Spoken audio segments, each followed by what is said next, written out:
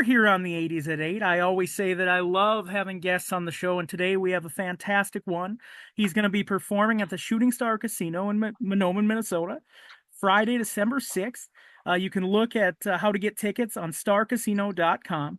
He is a member of the Musicians Hall of Fame, also part of the Rock and Roll Hall of Fame as a lead guitar player of the Eagles. We are so glad to have Mr. Don Felder on the show. Thanks so much for joining the 80s at 8, Don. It's my pleasure, Harry. It's a beautiful, warm, sunshine, blue sky morning here in California, and I'm looking forward to coming to Minnesota just to kind of have a chance to get frozen up so I can come back and defrost in California. I was going to say you might have the sunny part, but I don't know about the warmth part when you come in December. Well, it's worth it though. I love playing, especially casinos, because for me, it gives you a close-up look at songs that you've heard and lived with and known for 40 or 50 years. And if you go to a big stadium or a big arena, first of all, the sound's not nearly as good as it is in a more intimate setting, like in a good casino. And people can actually come up to the front of the stage and dance and party and rock. And by the end of my night, the last four or five songs are like The Long Run, Take It Easy, Heartache Tonight, Life in the Fast Lane, Hotel. Everybody is jammed up front. We're dancing and partying. Their cell phones are out. We're having a good old rocking time. So it's a really fun place for me to play. I love playing casinos like that. Have you been to the Shooting Star Casino? Have you been to that room before? I don't think I have. If I have, it's probably back in the 70s, and most of my memories from the 70s has this smoky haze around it for some reason. I'm not sure why, but I may have been back there. I don't know. I can't remember. One of our Played so last many places. yeah, one of our last guests, or I had him on about a year ago. I believe he actually did backup vocals for one of your songs. Mickey Thomas said he loves doing this stage. I love Mickey. As a matter of fact, I played on his very first solo album. It must have been in the early 80s or something. He came in as a gracious guest and sang on the other song that I recorded for the heavy metal album and soundtrack. It was a song called All of You. And if you listen to that chorus, it's spectacular. It's me and Mickey singing, and he covers all the high parts just brilliantly. What a great I just saw him, I think it was like a week or so ago at a Raiders game over in Las Vegas because we're both friends with Mark Davis that owns the Raiders. And Mickey actually sang the national anthem and he just killed it. I mean, he's got that high range when you go up in those high notes that are just spectacular. So anyway, I saw him. We caught up again. We see each other from time to time. I'm going to have him sing on this next record I think I'm working on. Yeah, speaking of when are you kind of planning to come out with your next record? Well, I'm always writing and I'm always going back and listening to old ideas and coming up with new ideas. We'll most likely it'll be somewhere around April or May. We'll put out a record. That is awesome. Again, we're with Don Felder. Uh, Don, I have to ask, after all these years, you still loving getting out on the road, performing, seeing people? You still enjoy that part of it? I started playing guitar when I was 10 years old. I used to go down to the Florida Theater in Gainesville, Florida, and they used to have a Saturday afternoon matinee for kids. You could get in for a quarter. And they'd show cartoons and, a kid's movie. But they had a talent show before the movie.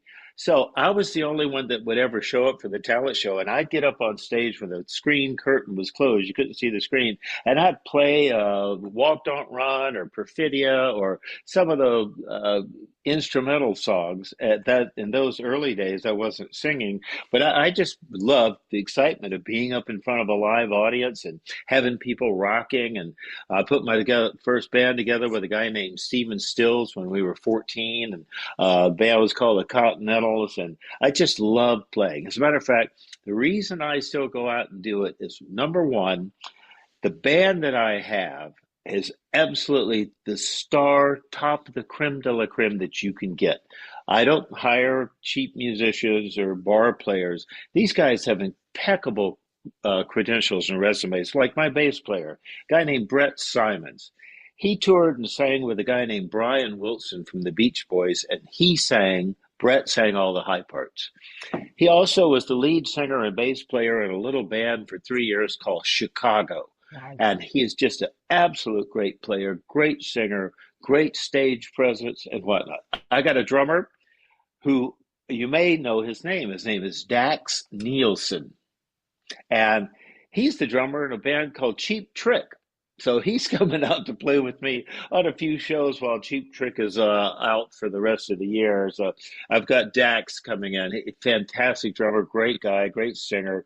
Then I've got my guitar player who's really a hot rod kid uh, that has been with me for over 10 years. His name is David Meyer, and he's played with Kid Rock, played with a guy named Kenny Chesney, Wow. and works with a gal named Tanya Tucker. And so these guys are all top notch professional musicians, and they take these songs that I've written and recorded and toured with the Eagles and co wrote songs with them and my solo stuff and all the stuff we do on the show.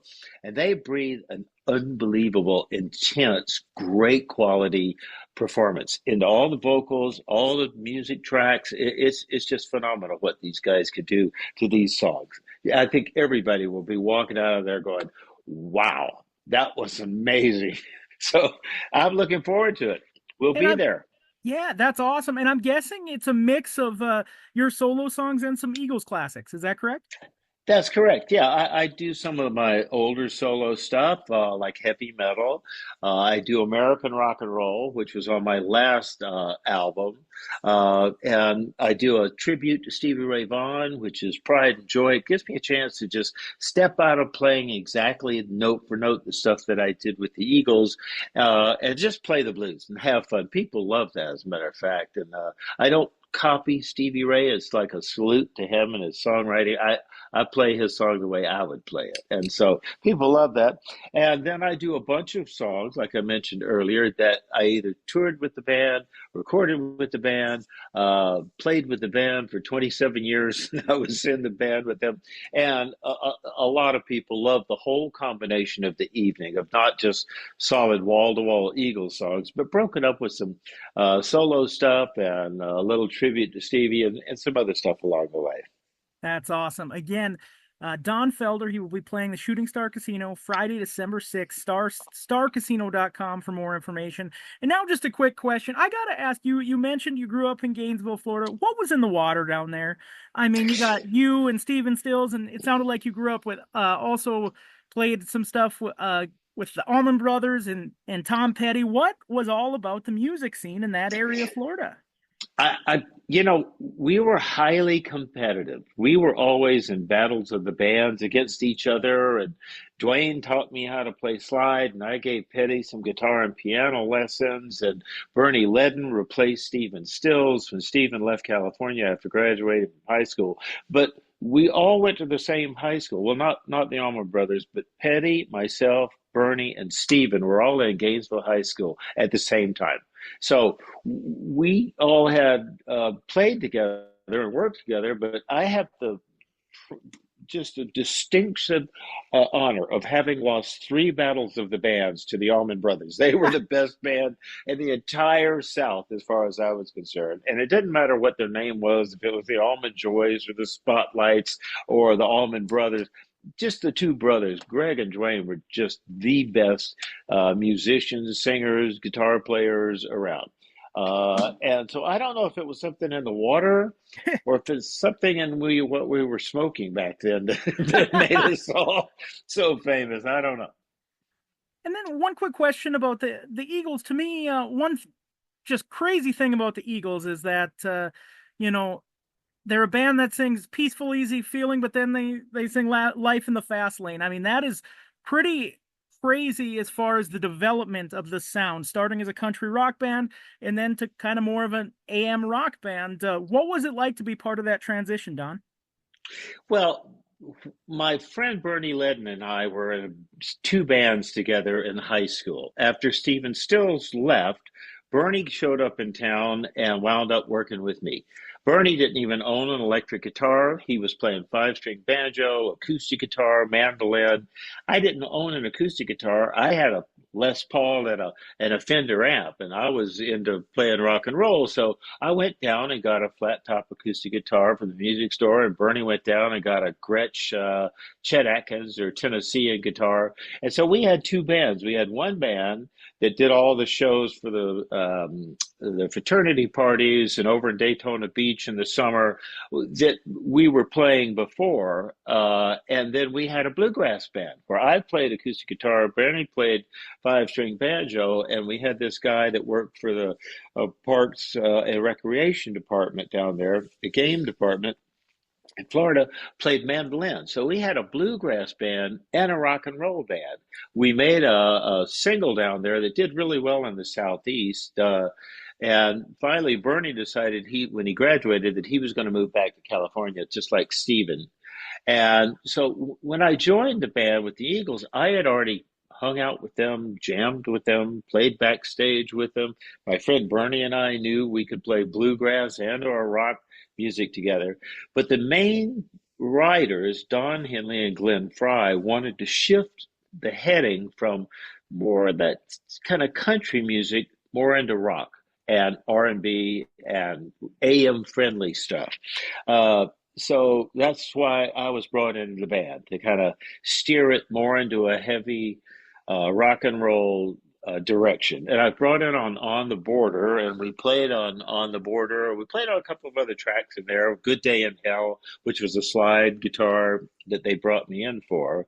And my friend Bernie was there, so I had friends in the band, and I could play both country and rock and roll. So it started out really well. We had a great time. That is awesome. And how I'd kind of like to end today is if we could, we'd like to play a bunch of your music. If I could just bring up a song and you want to talk a couple, 30 seconds about each one, that would be huge. Is that okay with you? That's fine. Okay. First long run. What do you kind of remember about putting that song together and kind of your thoughts on that one? Well, we started writing sometimes just jamming on an idea. Glenn had that rhythm guitar like that. So I walk into the room and Don Henley's playing drums, Glenn's playing that rhythm, and so I just go over and sit down at a B3. I actually played keyboards on that track, and so I sat down and started playing Hammond organ, B3 organ with it. And Joe picked up a slide guitar and started playing those licks that he made. But we had no lyrics. We had no idea what that was going to be, and we hadn't really structured it into a song form where there's an introduction, verses, chorus, solo. It was just a jam. And we always recorded on a little cassette because there weren't iPhones that had that little dictation app on it. We'd record on a cassette so we could go, that was a fun jam. Let's write a song to that. And that's exactly what happened. It was just a spur of the moment jam that was started by Glenn. And then Don and Glenn ran off and wrote the lyrics for it. And we went in the studio and cut it. The next one is I Can't Tell You Why. Well, that really started as a Timothy B. Schmidt song. He came into I had a house out in Malibu that was on about 3 acres, and it had a big barn type guest house on it. And I had converted the guest house into a recording studio. So we used to rehearse out at that studio, and Timothy came in and had that beginning of an idea for a song, the chorus pretty much for the song, and part of the melody and chord progression for the verse.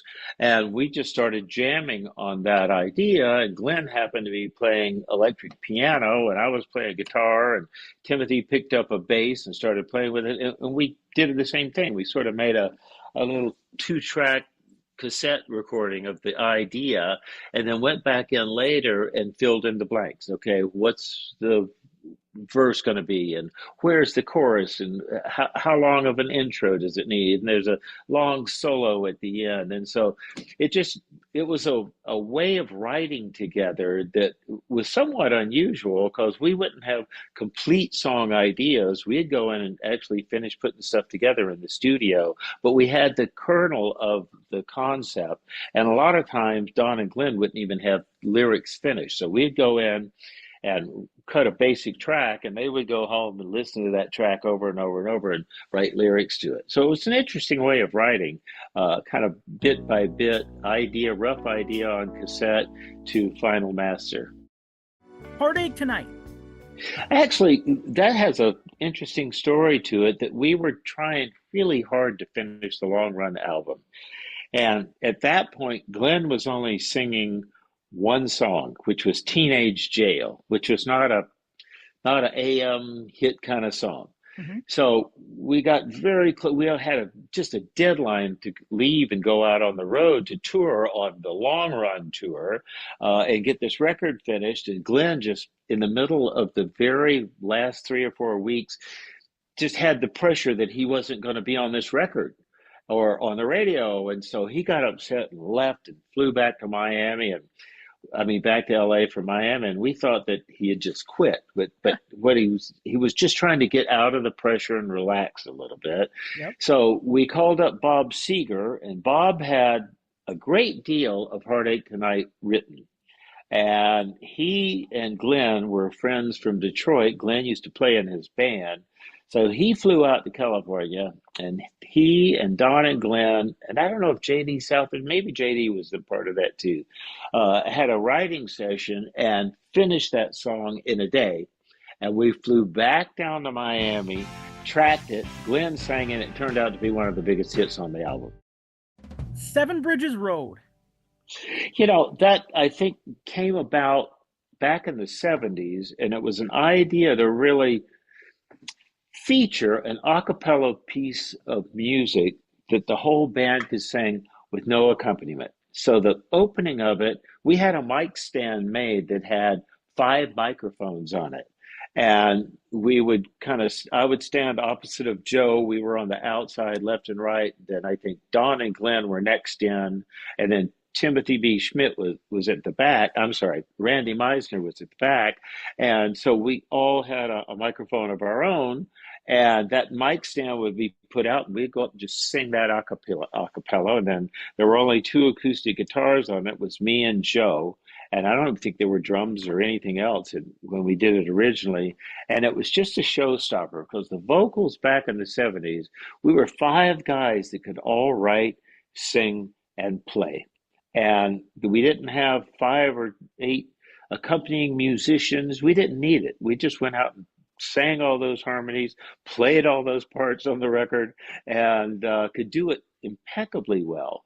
So it was a place where we could showcase just bare naked how beautiful the harmonies were in that band. So we got 3 left, and I'm going to test you a little bit on this one to see what you remember about it. Wildflower by the Bee Gees. I know you played on that one.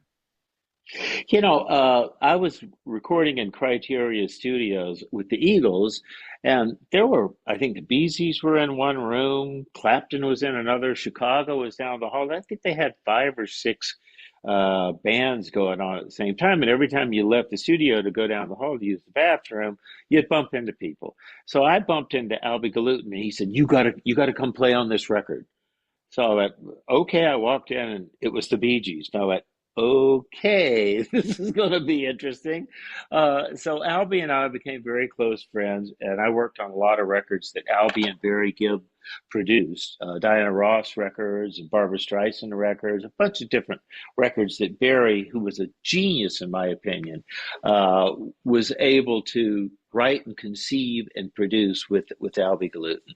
So it was just a happenstance that I was walking down the hallway and bumped into Albie, who I didn't know at the time, but he knew who I was and dragged me into that studio, and we made a record.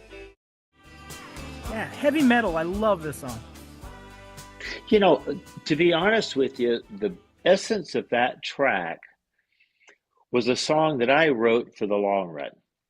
I think we had two or three incomplete basic tracks that we didn't have the time to finish the lyrics and write and do everything before we had to leave the studio and go on the road. So that chord progression and a lot of that feeling that's in that track, Heavy Metal, was going to be on an Eagles record where Joe and I could play against each other and solo off of each other, and kind of a follow-up to the Hotel California. But we just didn't have time to finish it. And then I got a phone call from management, and it was a director for a film that wanted me to come over and look at this movie and see if I'd write a song for it. So I got in the car and drove over. I think it was Warner Brothers or Universal, one of those screening room lots, and sat there and watched this movie. And it was a movie like nothing I'd ever seen before in my life, to tell you the truth. It was like an adult stoner movie. And I said, well, either this is going to be a huge hit or it's going to be a giant flop. So I'll toss the coin and see if it's hit or flop. And I went home and took that basic track for the other song that I had started out working on for the Eagles and re-recorded it, changed it substantially. It wasn't exactly like what I had done for the Eagles, but it was pretty much that. And re-recorded it, and the movie was heavy metal, and so I entitled the song "Heavy Metal" and wrote the lyrics about what I had seen in that movie, and it wound up on the album. It did really well, as a matter of fact, because it's my first really hit single. Yeah, and you still hear people talk about that song today, like online and stuff. People love that song. It's true. It really is a an interesting song and guitar performance that has lasted since the 80s. I think I put that out in 81 or Yep. 82. I don't remember Yep. exactly when it 81. was. Yeah, there you go. And then lastly, Never Surrender, which you co-wrote with Kenny Loggins, correct?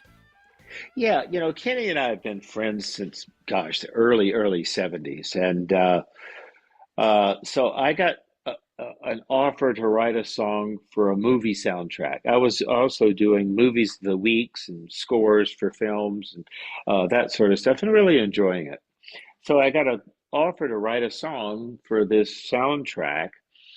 And so I had this guitar riff, and I was up hanging out with Kenny, and I said, I got this offer, and I got this song. Does this make any sense to you? And I played it for him, and we jammed around for about an hour, turned on our cassette machines, and captured some of it. And he worked on the lyrics, and I went back to my studio and built a track.